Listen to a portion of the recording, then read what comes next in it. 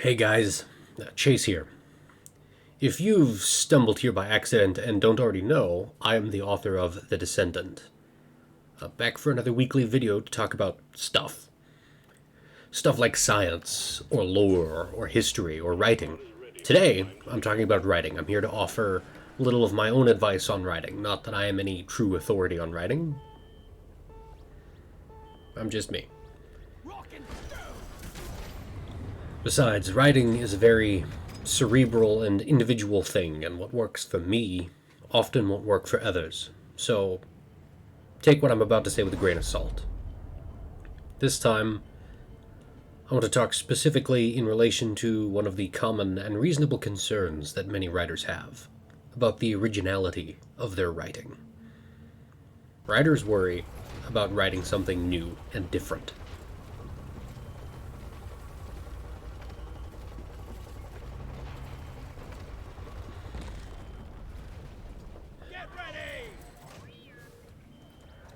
Writers worry about something new and different and something that no one else has written.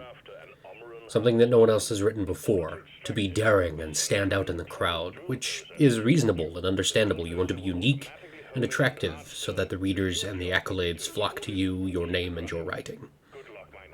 Today, I have a perfect example of this, in video game format, to illustrate my point. I've used footage from this game before, but it is a lesser-known title, so let me introduce you to Deep Rock Galactic. Deep Rock Galactic is the name of a massive interplanetary mining corporation, which sends overworked, underpaid, undervalued employees to hazardous, remote places in the depths of space, and makes them rely on the company store for various bits of equipment that they must earn the right to use before being given permission to purchase them. While doing said dangerous, hard mining work, those same employees must fight off hordes of giant space bugs. And that sounds like pretty typical sci-fi, don't it? Well, Deep Rock also has dwarves. Good old short, bearded men with axes and pickaxes. I love a good dwarf. Hell, if he's funny, I'll probably love a bad dwarf. The only unique thing about Deep Rock is that the hapless employees of this interstellar supercorporation are dwarves, and not men or aliens. And, arguably, dwarves, being non-human characters, is nothing new or different or original to sci-fi either. Sci-fi is chock full of non-human characters.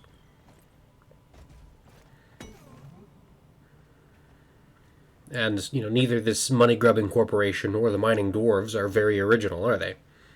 Yet, DRG is a fantastic game with a great feel to it, and a rather welcoming community I was pleasantly surprised to find. I love the game, and you should play it, because you might love it too. And no, this video isn't sponsored, but now that I'm thinking about it, that's a great idea, and it could be, and I would love to do that. To the creators of Deep Rock, if you guys somehow find this, hit me up. I'll write you books, and lore galore. Anyway, I digress. Nothing about what I just described is original or unique. But in this game, it makes a fantastic atmosphere. Everyone has a good time, and there's nothing else like it. As my brother says, it's a vibe. Just to illustrate my point, let me provide some other examples. If you've read the books, played the game, or seen the show, you are familiar with Ciri from The Witcher. She's just a normal magic princess. Nothing original about that. Except if you've read the books, played the games, or seen the show, you know there's nothing run-of-the-mill about Princess Cirilla. An even better example of this originality thing is, well, I've read a few of the paperback novels from the Halo franchise. Those books are all set in the same universe, some even with the same characters, and they all feel very different because they have different authors. Some are dark and gritty, others are fast and dripping with sweat and blood. And none of those things in those books are original. And they're not original to the authors. They're literally from franchise canon. But they're great books, aren't they? People love them. I love them, especially if it's by Eric Nyland. So, don't stress about originality. I used to, but I don't anymore. I came to realize it is an exercise in futility. that does nothing but cause undue stress and divert your creative juices from where they should be going. Now, don't get me wrong, I'm not telling you to go infringe copyrights and stuff.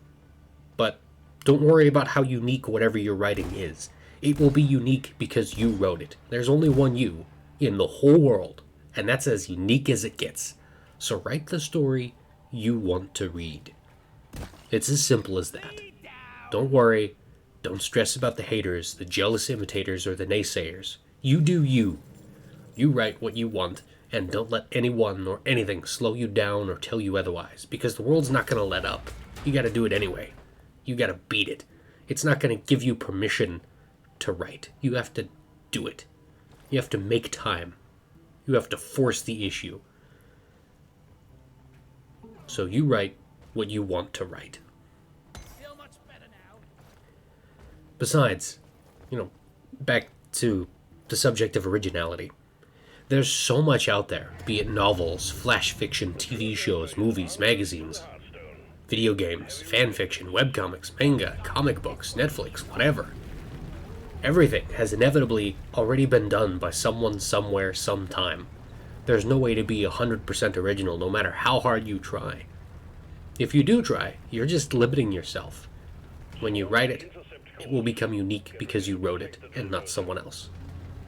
I could rewrite John Scalzi's book, Old Man's War. He could give me his notes and outlines from when he was plotting the book. I've read it a couple times. I could read it again and immediately start rewriting it. And the Old Man's War that I would write would be a very different feel, a very different book from John Scalzi's Old Man's War. Because I wrote it, not him. We all sound different. We all have different voices. I have a voice. You have a voice. Use it. I mean, do what you want to do. Write what you want to read and have fun doing it. Because if it's not fun, you're doing it wrong. If you enjoy it, someone else will too. All you have to do is write it. I know this is borderline a rant and not just advice, but thanks for listening to me and watching me play a silly game in my scant downtime.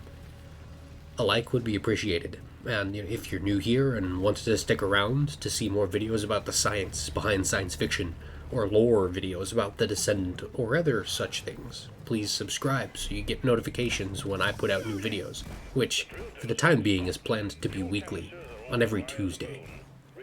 If you haven't read The Descendant, a link to the book is available. The book is available on Amazon, and a link will be down in the description. It's also available on most major retailers. If you don't want to buy through Amazon, you just use the Amazon link to get the ISBN number, and you can use that to search most all major retailers, Barnes & Noble, whoever you like. As well as in the link, as well as in the description, there will be a link to my new and improved, updated author page website, whatever you want to call it. Words, stuff. I did some editing.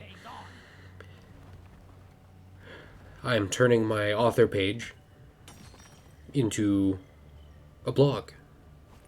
I haven't gotten rid of any of the old information, but I will start uploading and linking to that website weekly blog posts. So if you want to see that and hear a little bit more about Descendant lore, or read some technical descriptions instead of listening to me monologuing, if you want to read some technical descriptions about the science inside of science fiction, if you want to see that, have a look at the link in the description and let that take you to the blogs. I've already got one posted. I'm planning on posting one of those every week, although those will be on Fridays instead of Tuesdays. But there's already one there, so go have a look. Thank you for your time. I'll see you in the future. For now, I've got to refuel this giant drill dozer. Hardy, hardy, my friends. Rock and stone.